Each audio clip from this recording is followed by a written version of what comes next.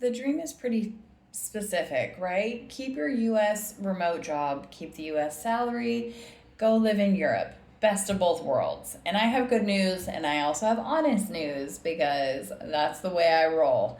I'm Jen. I am the sober immigrant. I recently moved to Europe. I run a business and I help Americans do the same thing over here, like move to Europe, run a business, build sustainable employment opportunities.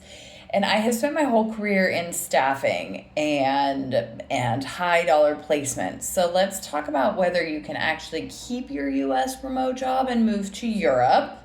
And then what is legal, what's risky, and then the part that almost nobody warns you about until it becomes a problem. So let's dive right in. So we're going to start with the honest, the honest answer.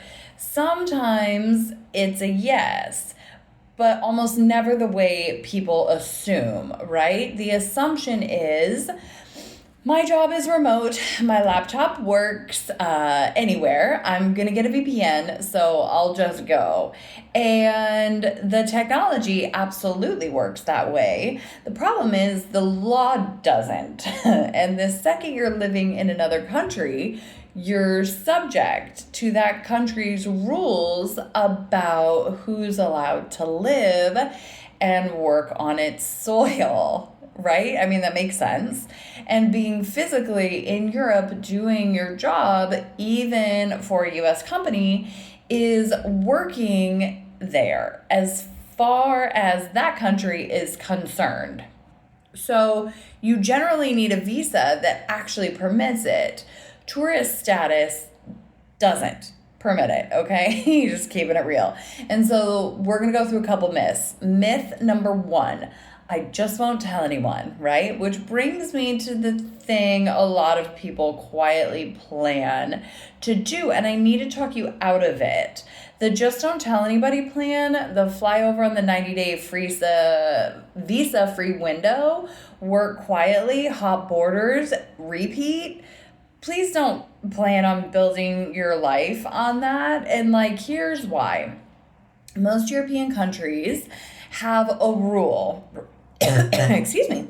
If you're physically present for more than 183 days in a year, you generally, more than likely, become a tax resident there. Okay? So that can mean you legally owe taxes in that country on top of your US taxes, whether or not anyone has caught up with you yet. You're also out of status, which can affect your ability to ever come back or get a real visa later. I know people that have been put on the Europe blacklist. You don't want that. You'd be building this beautiful life on a foundation that can just crumble and collapse. And then do you really want to go back to the States and be blacklisted from Europe? That's not freedom. That's a countdown, okay? And we're trying to get to real freedom. Okay, so what actually works, right? So let's dive into that. Okay, for most people keeping a remote job, the answer is a digital nomad visa. A bunch of European countries, I think there's 60 now offer them specifically for people earning income from outside the country. Spain, Portugal, Greece, Croatia, Italy. They let you live there legally while you work for your foreign employer or foreign clients. The catch is they have income requirements, usually somewhere in the range of around 2,800 to about 4,300 euros. Okay, depending a month and depending on the country. So you actually have to qualify. And then here's a really important one because I'm in the Netherlands and people ask me this constantly, the DAFT visa.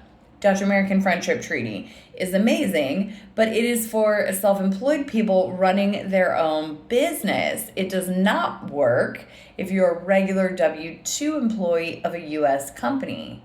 However, you can switch that to be a 1099 employee, and then that works. People miss that all the time, and it's a hard stop. If you're a salaried remote employee, DAFT is not your route, and I'd rather you hear that from me now than find out when you're here the expensive way, because that's no way to build a sustainable future.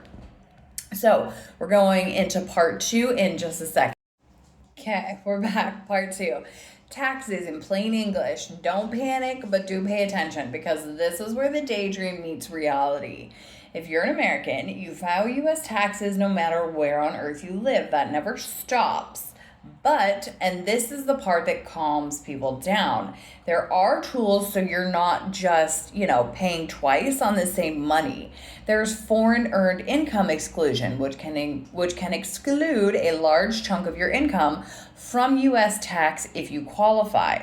Now, there's the foreign tax credit, so taxes you pay in your new country can offset what you'd owe in the States, right? So that's cool. The system is built so you generally don't get fully double taxed, but it is genuinely complicated and it varies by country.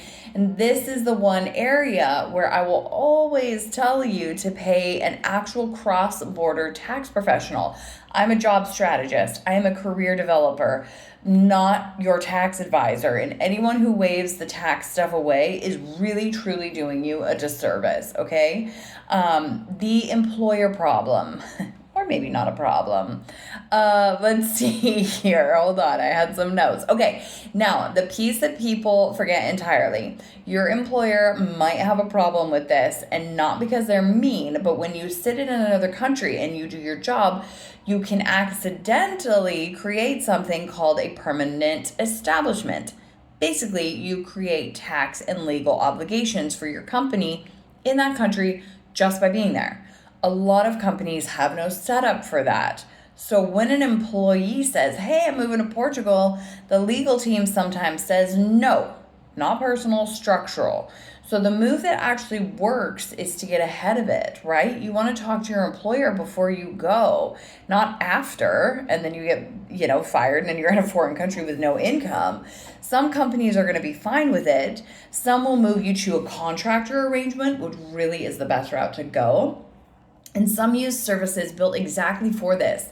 And if your employer's a hard no, then that's good information because then your real path might be going freelance or finding work in Europe through a sponsored role, many other different routes, going to school, finding your master's, doing an internship. And that's a different plan that we can build. So you can absolutely keep your US remote job and move to Europe.